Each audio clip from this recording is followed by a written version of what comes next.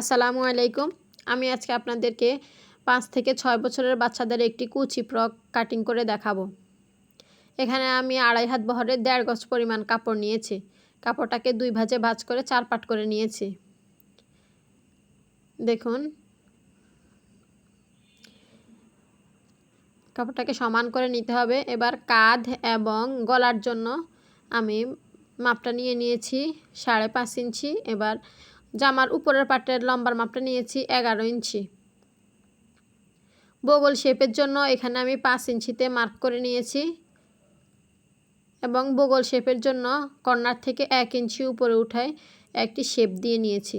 আমার এই জামার বডির মাপ যেহেতু 30 ইঞ্চি, 30-এর অর্ধেক হচ্ছে 4 ভাগের 1 ভাগ 7.5, আমি এখানে 8.5 ইঞ্চি নিয়েছি এবং কোমরের মাপ হচ্ছে 28 ইঞ্চি, এখানে আমি 8 ইঞ্চি নিয়েছি।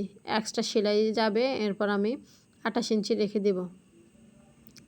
এবার কাটিং বরাবর কেটে নিতে হবে।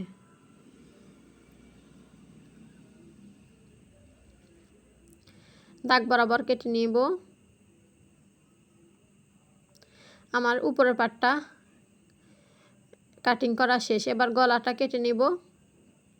গলা চওড়া নিয়েছি 2 ইঞ্চি পরিমাণ এবং পিছনের গলা যেহেতু আগে কাট করতেছি, এই জন্য এখানে 2.5 ইঞ্চি পরিমাণ নিয়েছি। এবার আমি সুন্দর করে গোল করে একটা শেপ দিয়ে দেব। যে দাগ বরাবর কেটে নিয়েছি। এবার পিছনের পাটটা সরিয়ে সামনের পাটটা আরেকটু বড় করতে হবে গলা। আমি পিছনের গলা 2.5 ইঞ্চিতে নিয়েছি আর সামনের গলা 3.5 ইঞ্চি। 3.5 ইঞ্চিতে মার্ক করে নিব। মার্ক বরাবর কেটে নিব।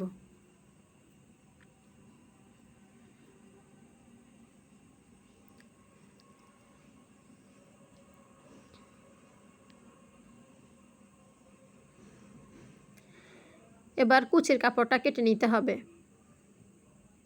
আমার এই জামাটার লম্বা যেহেতু 30 ইঞ্চি, আমি উপরের পাটের জন্য 11 ইঞ্চি কাটিং করেছি এবং কুচির পাটের জন্য 21 ইঞ্চি কাটিং করব। 32 ইঞ্চি হয়েছে টোটাল। সিলে গিয়ে আমার এখানে 30 ইঞ্চি টিকবে।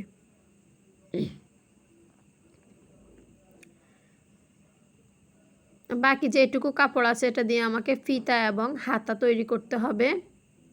ছোট করে একটুখানি হাতা দিয়ে নেব আর হচ্ছে জামার যে বেল্ট, পিছনের বেল্টটা করব।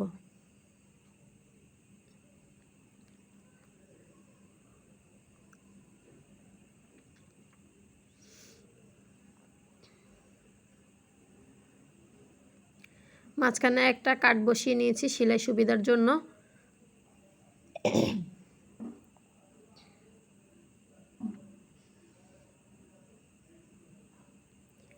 দেখুন, আমার ফ্রকটা ঠিক এরকম হবে।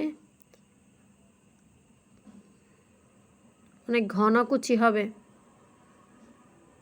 দেখুন, আমি ফ্রকটা তৈরি করে ফেলেছি।